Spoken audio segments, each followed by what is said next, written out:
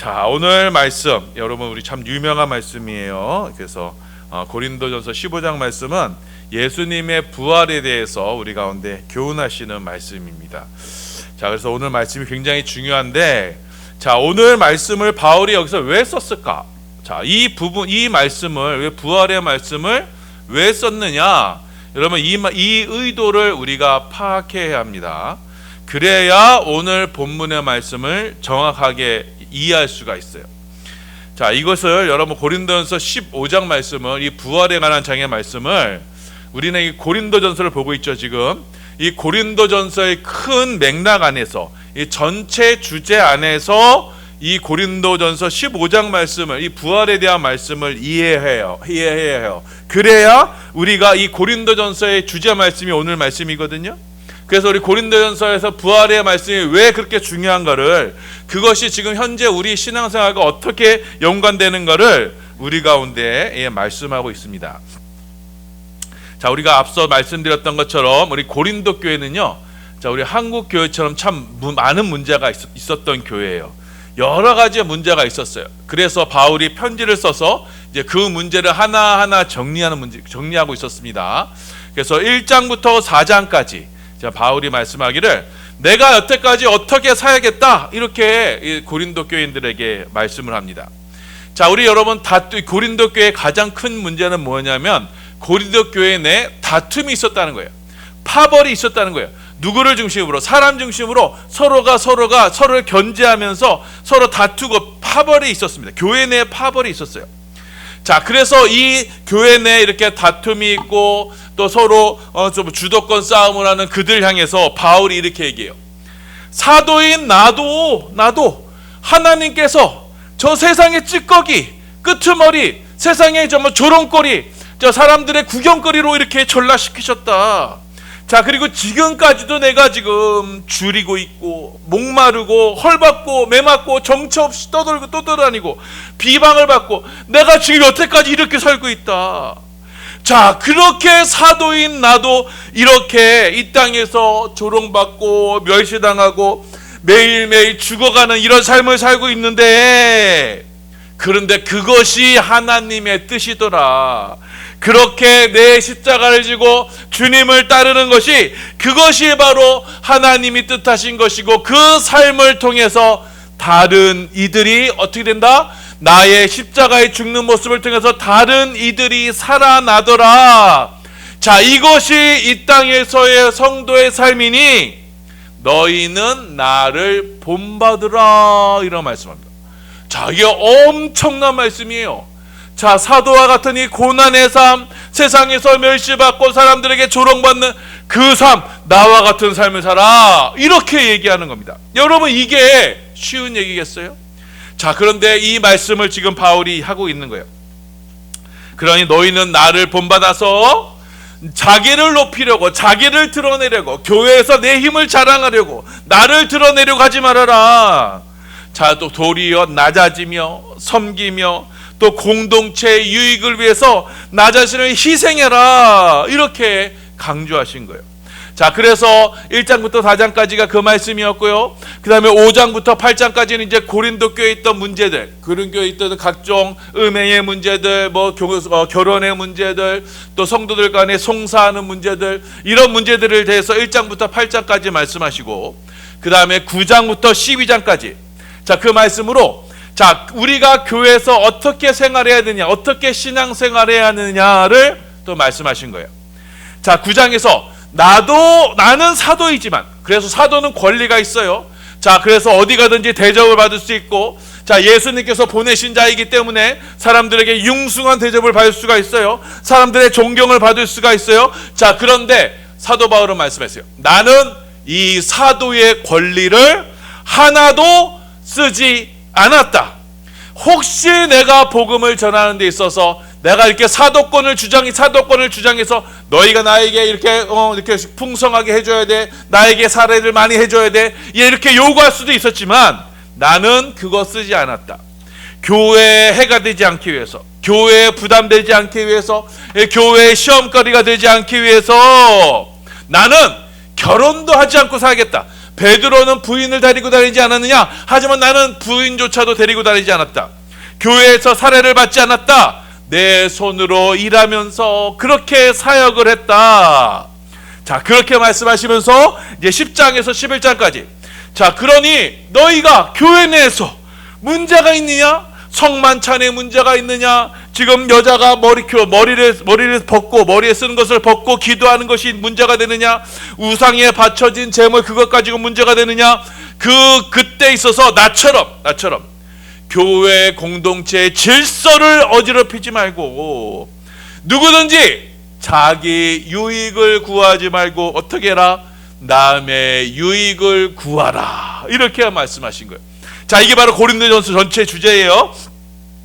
사도 바울 자신도 내가 그렇게 살아왔기 때문에 나도 이렇게 사도의 권리를 다 포기하고 다 희생하고 나 자신을 내어주는 그런 신앙생활을 해왔기 때문에 그것이 바로 하나님이 기뻐하시는 것이다. 그러니 너희도 나를, 또 한번 말씀하세요. 나를 본받는 자 되라. 이렇게 2번이나 말씀하세요. 자, 이 연장선상에서 고린도전서 12장, 그 유명한 12장, 은사에 대한 장이 나타나요. 자, 하나님께서 신앙생활하면 반드시 우리 가운데 은사를 주신다. 선물을 주신다. 각종 영적인 선물을 주신다. 그런데 그 은사는 어떻게 하는 거다? 자기를 드러내고 자기의 믿음을 과시하라고 주신 게 아니라 어떻게 하시라고 주셨다? 공동체의 유익을 위해서 그 은사를 가지고 다른 이를 섬기고 사랑하고 섬겨주기 위해서 하나님께서 은사를 주셨다. 그러니 너희는 그 은사를 가지고 어떻게 해라? 다른 이들을 섬겨주고 사랑해라. 그래서 최고의 은사는 뭐냐? 바로 고린도전서 13장의 사랑이다. 이렇게 말씀하시는 거예요. 자, 그래서 이 사랑이 없다면 사랑이 없는 은사는 아무런 소용이 없다. 우리는 오직 사랑으로 나 자신을 희생하고 오래 참고 섬겨줌으로써 다른 이들을 세워주는 것이다. 이것이 바로 하나님께서 원하시는 최고의 덕목신앙의 덕목이다 말씀하시는 거예요.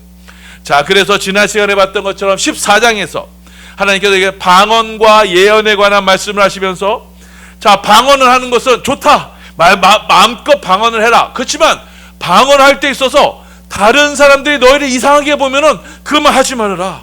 그냥 믿지 않는 이들을 실족하게 할 수 있다. 그러니 방언 말고 예언을 하려고 해라. 그렇게 해서 교회의 덕을 세워가라. 이렇게 말씀하시는 거예요. 자, 이처럼 지금 바울은 고린도전서 1장부터 쭉 일관되게 하시는 말씀이 있어요. 뭐예요? 나 자신의 유익을 구하지 말고 다른 이들의 유익을 위해서 살아가라. 이게 말씀이, 이게 고린도전서 전체의 주제 말씀이에요. 그 연장선상에서 오늘 고린도전서 15장 부활에 관한 말씀이 나오는 거예요. 자, 그래서 여러분 이런 맥락 없이 그냥 고린도전서 15장을 보면 왜 바울이 뜬금없이 여기서 갑자기 부활 얘기를 하냐? 이렇게 생각이 들 거예요. 하지만 바울은요, 다 의도를 가지고 오늘 말씀을 전해 주신 거예요. 자, 지금 먼저는 바울이 말씀하세요. 내가 너에게 복음을 전했다. 십자가 복음을 전했다. 그리고 예수님께서 사흘 만에 부활하셨다. 그것의 부활을 강조해요. 자, 우리 고린도전서 15장 3절하고 4절입니다. 예, 봉독합니다. 시작. 내가 받은 것을 먼저 너희에게 전하였노니 이는 성경대로 그리스도께서 우리의 죄를 위하여 죽으시고 장사 지낸 바 되셨다가 성경대로 사흘 만에 다시 살아나사. 지금 바울이 강조하는 것은 뭐예요? 바로 성경대로. 자, 오늘 말씀은 고린도전서 말씀이기 때문에 유의물이 따로 없어요. 자, 성경 말씀대로 뭐요? 사흘 만에 다시 살아났다. 이 말씀을 하는 거예요. 자, 여러분 이 말씀이 중요한 게 뭐냐면, 자, 지금 바울은 자, 예수님이 자신이 전한 복음은 십자가와 또 뭐다? 부활이다. 십자가는 뭐예요? 이 땅에서 저주와 낮아짐과 희생이에요. 희생의 상징이에요. 그 십자가 뒤에 뭐가 있다? 부활의 영광이 있다라고 말씀하는 거예요. 자, 그런데 자, 바울이요, 그럼 예수님이 부활한 건 어떻게 하느냐? 이 말씀을 그 사람들이 얘기했을 때 바울은요, 다른 거 얘기하지 않아요. 다른 거. 예수님의 부활에 대해 너희가 의심하느냐? 야, 예수님 부활한 거 본 사람이 이렇게 널렸어. 자, 500의 형제에게나 보였어. 그리고 맨 나중에 맨 나중에 팔싹둥이 나에게도 예수님 보이셨어. 내가 부활하신 예수님을 봤어. 이렇게 증거합니다. 자, 우리 고린도전서 15장 5절에서 8절이에요. 봉독합니다. 시작. 게바에게 보이시고 후에 12제자에게와 그 후에 500의 형제에게 일시에 보이셨나니 그 중에 지금까지 대다수는 살아있고 어떤 사람은 잠들었으며 그 후에 야고보에게 보이셨으며 그 후에 모든 사도에게와 맨 나중에 만삭되지 못하여 난 자 같은 내게도 보이셨느니라. 지금 바울이요, 예수님이 부활하셨다라는 그 사실, 여러분 아직도 이것을 믿지 않고 신앙생활하는 사람들이 있어요. 자, 예수님이 부활하셨다라는 그 사실을 증거하는 데 있어서 바울은 다른 거 얘기하잖아요. 막 사변적인 얘기, 뭐 다른 이야기를 끌어들이지 않아요. 단지 내가 봤다. 지금 본 사람이 500명이나 돼.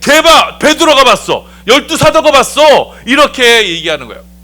여러분, 사도는요, 바로 이 예수님의 부활을 목도하고 증거하는 사람들이 바로 사도예요.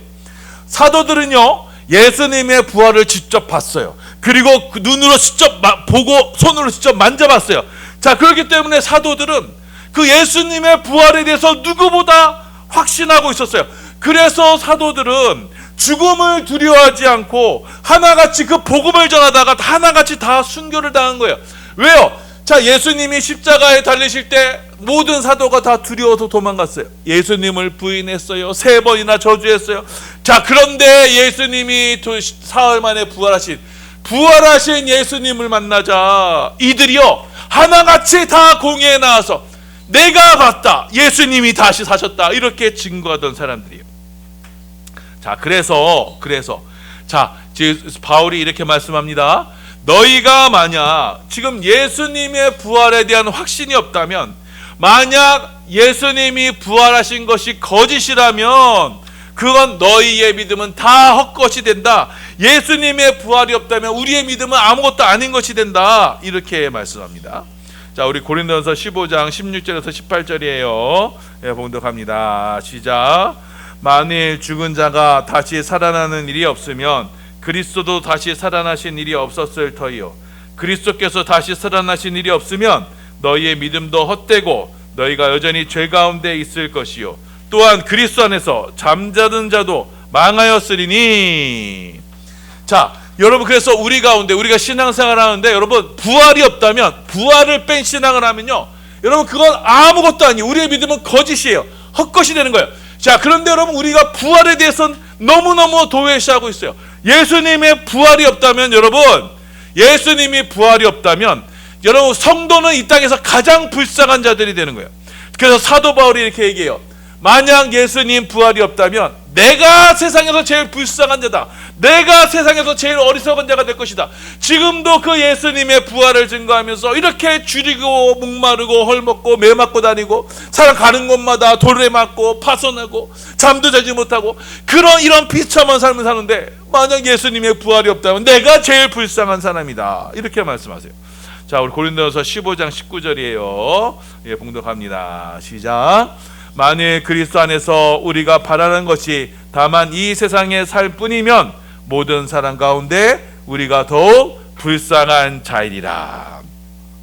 만약 예수님의 부활이 없다면 여러분, 참 성도는 이 땅에서 가장 불쌍한 사람이 되는 거예요.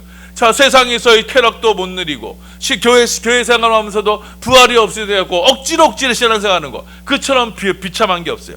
하지만 바울은요, 예수님의 부활하신 예수님을 직접 눈으로 봤어요. 그리고 누구보다 확신했어요. 자, 그래서 사도 바울은 이 짧은 생에 자신의 모든 권리를 포기하고, 그는 로마 시민권자였습니다. 그의 집안은 굉장히 부유했어요. 막대한 재산을 상속할 수 있었어요. 그리고 그는 사회적으로 아주 덕망 있는 사람이었어요. 하지만 그 모든 것을 빌립보서에서 뭐라고 해요? 다 세상의 쓰레기, 배설물처럼 여겼다. 세상의 쓰레기처럼 배설물처럼 여겼다. 왜냐? 그리스도 예수의 부활이 확신하기 때문이다 라고 말씀했어요. 자, 그래서 그는 부활의 주님을 확신했기 때문에 자신이 비록 이 땅에서의 삶에서 세상의 찌꺼기와 조롱거리가 되는 그런 비참한 삶을 살더라도 나는 그 부활을 보았기 때문에 내가 이 십자가의 길을 걷는다 말씀하시는 거예요. 자, 그래서 여러분, 우리가 살아가야 되는 삶이 바로 이 생애뿐이라면, 그냥 이 세상에서의 삶뿐이라면 저는 여러분 신자처럼 불쌍한 사람이 없어요. 여러분, 뭐 하려고 우리가 예수를 위해서, 주를 위해 헌신하고, 무엇으로 교회를 위해서 헌신하고, 무엇을 위해서 이렇게 노력합니까? 그냥 먹고 마시고 노는 것, 거기에 한탕하면서 그냥 매일매일 쾌락에 빠지면서 사는 게 낫지 않겠어요? 자, 그런데 만일 우리가 죽은 이후에 영원한 생명이 있고 부활이 있고 영원한 심판이 있고 내세가 확실하다면, 부활의 주님이 있다면, 여러분, 우리는요 이 세상에서 그 나라를 믿음으로 바라보고, 자, 그래서 현재 지금 복음을 위해서 수고하고 애쓰고 헌신하고 나 자신을 주의 복음 위해서, 복음을 위해서 헌신하는 것, 그게 바로 가장 확실한 것이고 가장 보람된 것이고 가장 내세를 준비하는 가장 확실한 방법이 되는 거예요.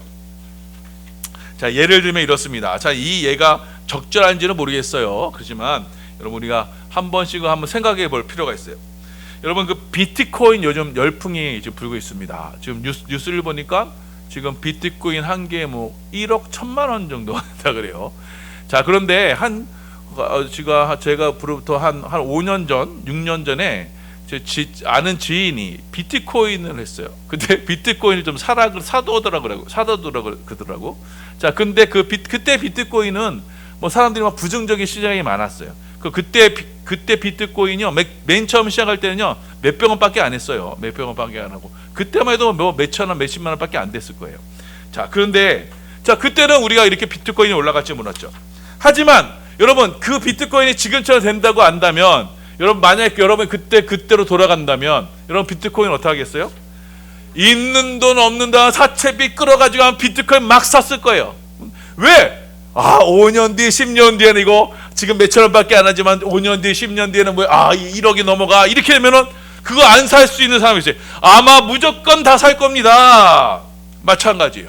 여러분, 우리의 삶이, 이 삶의 후에 부활의 삶이 있어요. 영원한 삶이 있어요.